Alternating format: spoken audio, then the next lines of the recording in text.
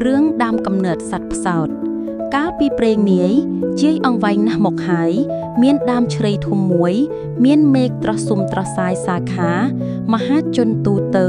នៅភូមិជិតខាងគេរាប់អានកោតខ្លាចរុក្ខជាតិនេះណាស់ក្នុងសម័យនោះ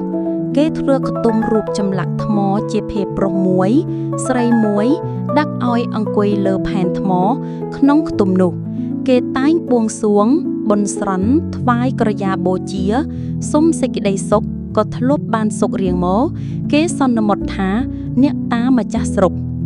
មានរុក្ខទេវតាមួយមានអាយុវែងមិនដឹងជាប៉ុន្មានឆ្នាំមនុស្សយើងទេស្ថិតនៅលើដើមជ្រៃធំនោះជាស្ដេចនៃឈើយូរទៅមានស្រីម្នាក់មកចាប់បដិសន្ធិជាកូនអ្នកស្រុកដែលរាប់អានដើមរុក្ខជាតិនោះលុះធំពេញវ័យជំទង់ដល់រដូវត្រូវសែនព្រានថ្វាយក្រយាបូជាជូនអ្នកតាម្ចាស់ស្រុកនាងនោះក៏ទូលថាសបាយនំចំណីទៅសែនជួសឪពុកម្ដាយរុក្ខទេវតាក្រឡេកឃើញដូច្នេះចេះតែមានចិត្តអាណិតអាសូរស្រឡាញ់នាងនោះហាក់ដូចជាព្រួតគ្នាពីកាលណាមកហើយទើបបានជួបមុខគ្នាថ្មីរុក្ខទេវតានោះកាន់តែរត់ខិតឲ្យចិត្តអាណិតនាងខ្លាំងណាស់ទ្រាំពុំបានក៏ហោះទៅទូលសួរព្រះឥន្ទតាមដំណើរព្រះឥន្ទទ្រង់រំពឹងដោយញាណទិព្វទៅឃើញថានាងនោះកាលពីជាតិមុនជាប្រពន្ធរុក្ខទេវតានេះបានសាងប្រាថ្នាជាមួយគ្នាមកថាទោះបីទៅកើតជាតិណាភពណាសូមឲ្យជួបបានជាប្តីប្រពន្ធនឹងគ្នាកុំឃ្លាតគ្រប់ជាតិលុះចាស់រៀងខ្លួនរុក្ខទេវតានោះសូមលាទៅបួសជាតាបបោះអស់ជីវិតដោយខ្លួនពីគ្នាទៅតាបបោះមកកើតជារុក្ខទេវតានេះប្រពន្ធទៅកើតជានាងទេពធីតាបីគ្នាទៅឆ្ងាយមិនជួបជុំនាងប្រពន្ធចិត្តពីទេពធីតាមកកើតចិត្តទីកន្លែងដែលទេវតាជាប្តីនៅមកពីមាននិស្ស័យពីជាតិមុនយ៉ាងនេះទើបបណ្ដាលឲ្យរុក្ខទេវតាចេះតែស្រឡាញ់អាណិតអាសូរនាងតែមកពីរុក្ខទេវតានោះមានពាដែលគេទៅបួសចៅប្រពន្ធឲ្យព្រួយទុកវេទនាអស់សង្ខារទៅមិនឲ្យជួបមុខបានជាជុតទៅកើតជាមនុស្សវិញមិនជួបគ្នាព្រះឥន្ទសម្ដែងប្រាប់រុក្ខទេវតាដូចរៀបរាប់មកនេះរុក្ខទេវតាបានដឹងសពគ្រប់ហើយក៏លាព្រះឥន្ទមកវិញគិតពិចារណាថាឥឡូវនឹងទៅថ្វាយបង្គំលាព្រះឥន្ទ្រាធិរាជសូមឲ្យតទៅកើតជាមនុស្សឃើញថាការមិនគួរព្រោះប្រពន្ធទៅកើតធំពេញក្រមុំទៅហើយសង្ខាររបស់មនុស្សខ្លីណាស់មិនដូចទេវតាទេវតាគិតចោះគិតឡើងមិនធ្លុះធ្លាយត្រង់ណាសោះហេតុនៃមានពាដែលគេទៅបួសជាតាបបោះមិនឲ្យឃើញមុខលុះត្រាតែសូនសង្ខាររៀងខ្លួនរុក្ខទេវតាព្រួយខ្លាំងណាស់ក៏ប្រធួយប្រានប្រធានប្រេងថាដោយចោះអង្គទេប្រាប់ប្រពន្ធឲ្យដឹងខ្លួនអញជាប្តីគូប្រេងទៅចាប់ជាតិជារុក្ខទេវតានាងឥតមានគូប្រេងទៀតទេបើនាងបានដឹងថាខ្លួនអញជាប្តីនាងមកជាលេងយកប្តីអស់មួយជាតិនេះហើយគិតស្រេចពេលរាត្រីស្ងាត់ក៏និមិត្តខ្លួនធ្វើជាពស់ថ្លាន់ចូលទៅអោបរឹតនាងភ្ញាក់ឡើងបំរះបំរួចពស់ថ្លាន់និយាយលួងលោមសពគ្រប់មិនជឿថាបោប្តីជារុក្ខទេវតាហេតុបដិក៏មកជាពស់ថ្លាន់ដូច្នេះវិញរុក្ខទេវតាជាប្តីថាបើនាងមិនជឿបងនឹងប្រែរូបឲ្យនាងមើលរុក្ខទេវតាក៏ផ្លាស់រូបជាទេវតាវិញភ្លាមនាងក្រឡេកឃើញក៏ស្រឡាញ់ពេញចិត្តជឿជាក់ថាប្តីខ្លួនជាទេវតាមែនព្រោះរកមនុស្សណានាងឲ្យល្អដូចពុំបានរុក្ខទេវតានិយាយប្រាប់នាងថាខ្លួនបងបើមិននិមិត្តខ្លួនជាសត្វបែបនេះទេមិនអាចមកនៅចិត្តនាងបានឡើយត្រូវតែនិមិត្តរូបជាសត្វផ្ដេសទើបនៅជាមួយនាងបាន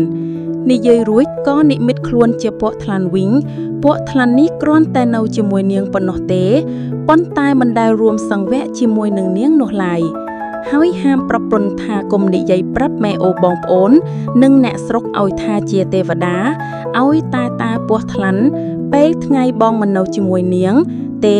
បងមកលេងយប់សឹមផ្លាស់រូបជាទេវតាឲ្យឃើញម្ដងចិត្តភ្លឺហើយលឺមាត់និយាយគ្នាឪពុកម្ដាយចូលទៅមើលឃើញពស់ថ្លាន់ពេនត្រេលពេញលមេងផ្ទះក៏ភ្ញាក់ព្រៃឡាតស្រែករុក្ខទេវតាភៀសខ្លួនបាត់ទៅឪពុកម្ដាយហៅកូនស្រីមកសួរកូននិយាយសារស័ព្ទប្រាប់រឿងពីដើមចប់ដល់ចុងឪពុកតបប្រាជ្ញមិនដឹងធ្វើមិនដេញក៏ដកដង្ហើមធំសួរកូនថាឥឡូវពូថ្លន់ទេវតានោះទៅណាបាត់ហើយកូនប្រាប់ថាពេលថ្ងៃមិនមកទេ យប់ទៅមក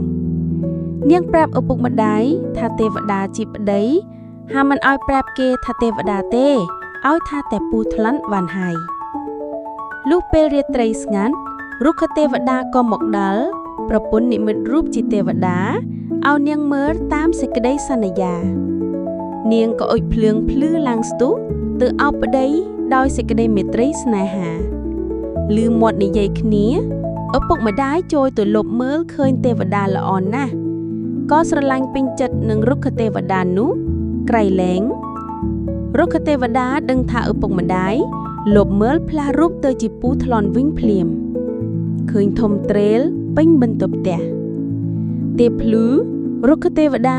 ប្រាប់ប្រពន្ធឲ្យនាំឪពុកម្ដាយទៅជីកយកកំណប់ក្នុងដំបូកមួយមានមាសប្រាក់ពេញកែវកងតុថាសចានជញ្ជូនមកដាក់ពេញផ្ទះឡើងទៅជាអ្នកមានធំយូរទៅដឹងជ្រួតជ្រាបដល់អ្នកស្រុកមកមើលឈូឆរពិតជាពូថ្លន់ពេនទ្រេលនៅជាមួយនឹងនាងនិយាយពីបរោះប្តីប្រពន្ធមានកូនក្រមុំមួយនៅភូមិផ្សេងពីនាងមានប្តីពូថ្លន់ទេវតានោះចេះតែរំភើបក្នុងចិត្តនាំប្តីប្រពន្ធសរសើរថាវាសនាអ្វីគេក៏ល្អម្ល៉េះពីដើមជាអ្នកក្រដូចគេឯងសោះឥឡូវមានផ្ទះធំខ្វាត់ខ្វាញត្រឈឹងត្រឆៃមានគោក្របី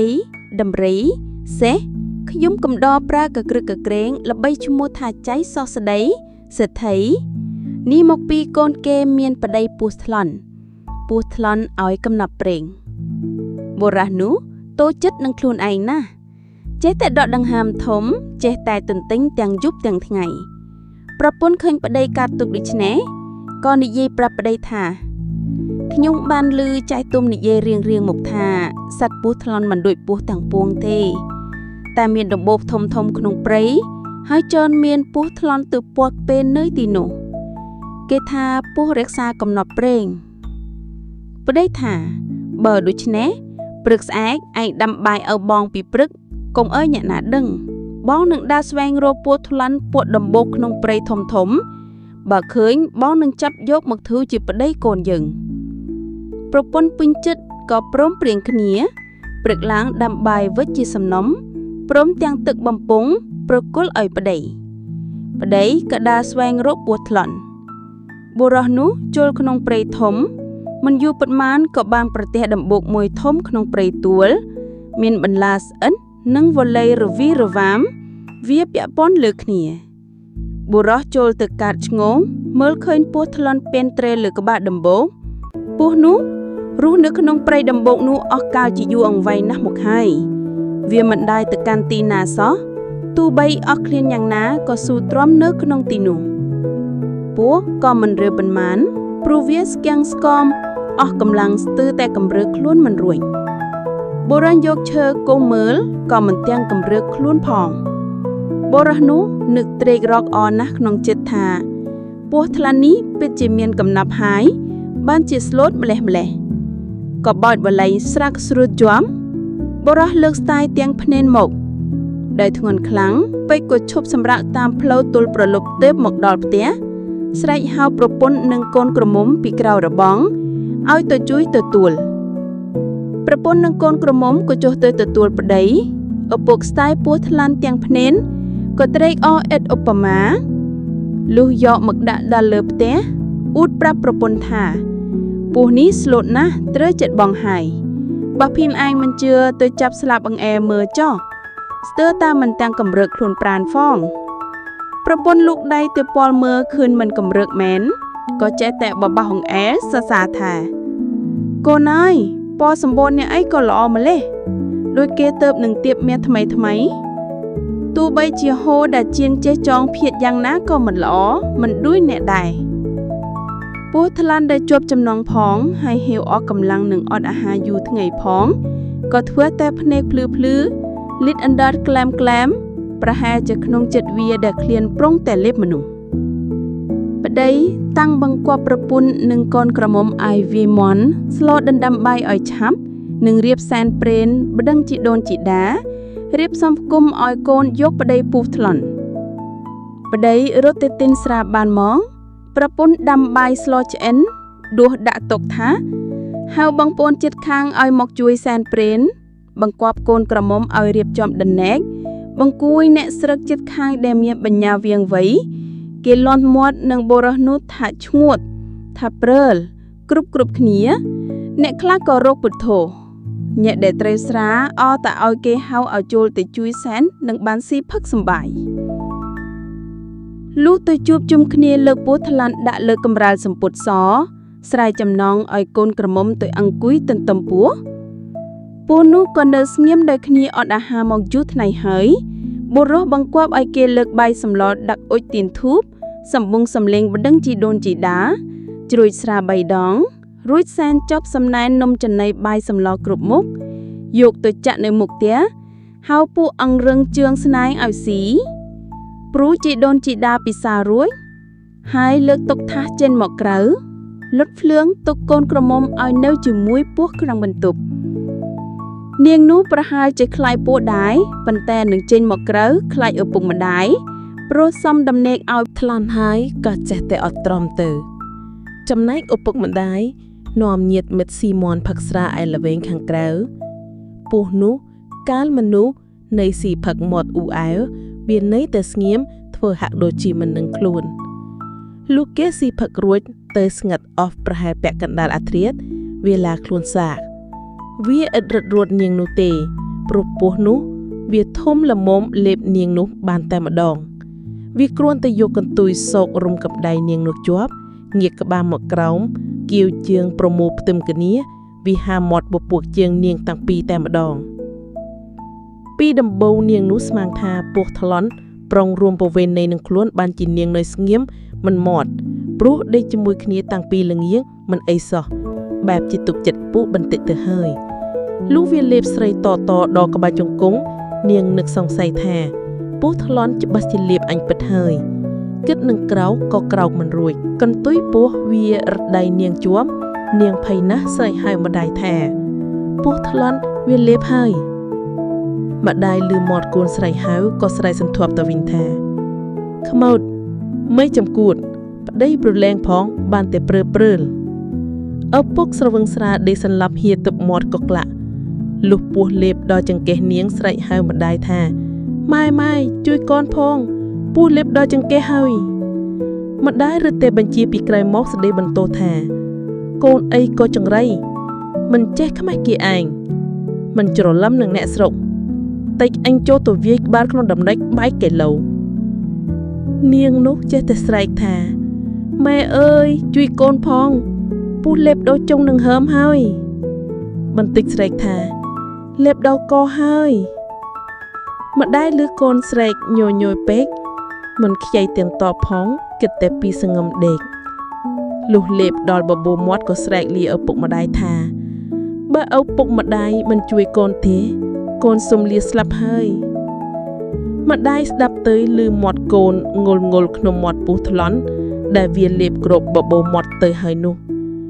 លុះបាត់ឮមាត់កូនម្ដាយសង្ស័យក៏អ៊ុតភ្លើងចូលចាំមើលបាត់កូនឃើញតែពោះធំកំពឹងតាំងពីក្រោមរហូតដល់ជិតពាក់កណ្ដាលខ្លួននាងម្ដាយនោះក៏ស្រែកធ្ញយងងផ្អើឆៅឡោដល់អ្នកស្រុកអ្នកភូមិផ្ទះអ្នកជិតខាងទាំងពាក់កណ្ដាលអាត្រៀតឪពុកភ្ញាក់ឡើងហៅអ្នកស្រុកមកជួបជុំចំចាប់ពោះថ្លន់តាក់ក៏សន្ធឹងយកកាំបិតព្រាវះយកកូនបានមកសន្លប់សូនឈឹងដូចជាស្លាប់តែខ្លួននៅក្តៅប្រឡាក់សិតតែរំអិលពោះពេញទាំងខ្លួនទាំងក្បាលនឹងច្ដៃជើងឆ្អាបក៏ខ្វក់នាំគ្នាដងទឹកមកលាងមិនច្រះដាំទឹកក្តៅយកមកលាងក៏មិនច្រះលុះគេស្រោចទឹកក្តៅអ៊ុនលាងឲ្យមួយស្របក់នាងក៏ដឹងខ្លួនឡើងវិញ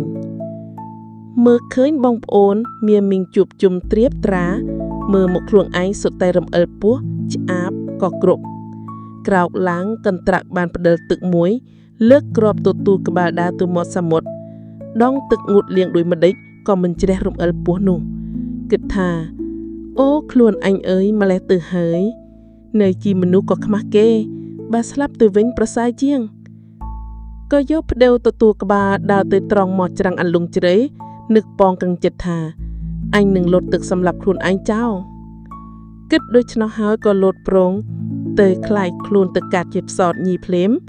មួយកឹងទឹកហៅចាប់ត្រីស៊ីប្រងើយឪពុកម្ដាយរត់តាមទៅមើលកូនឯមាត់កំពង់ទឹករកពុំឃើញក៏នាំគ្នាយំសោកអាឡោះអាឡៃរៀបរាប់រឿងផ្សេងនៅមាត់ទឹកលុះត្រឡប់មកផ្ទះវិញបប៊ូតដីប្រពន្ធអូសពស់ថ្លន់យកទៅចោលនៅក្នុងព្រៃធំមួយដោយស្មានថាពស់ថ្លន់វាស្លាប់ព្រោះវះពស់រយះជាពីរទៅហើយតែធម្មតាពស់ថ្លន់តែងមានប្រមាត់រស់គ្រាន់តែវះពស់ប៉ុណ្ណឹងមិនស្លាប់លុះត្រាតែកាប់ដាច់ជាពីរជា3កំណន់ទើបស្លាប់យូរទៅពស់ថ្លន់សះជារស់ឡើងវិញហើយតាំងចិត្តលែងស៊ីមនុស្សនិងសត្វណាដែលគ្មានរោមមិនមមីការដែលពស់ថ្លន់លែងស៊ីមនុស្សនិងសត្វគ្មានរោមក៏ជាទំនៀមទម្លាប់ពីត្រឹមនោះមករហូតដល់ឥឡូវនេះឯផ្សោតក៏កើតមានពីត្រឹមនាងប្រពន្ធពស់ថ្លន់រហូតមកដល់សប្តាហ៍ថ្ងៃនេះក្បាលផ្សោតក៏ត្រងោលដូចជារបៀបទទួលផ្ដិលសារីរវៈរវាយវៈនៃផ្សោតមិនខុសគ្នាពីមនុស្សប៉ុន្មានទីដូចជាដោះប្រដាប់គេផានិងសារីរវៈរវាយវៈឯទៀតខ្លះសឹងតែដូចមនុស្សទាំងអស់គ្មានតែដៃជើងប៉ុណ្ណោះទេ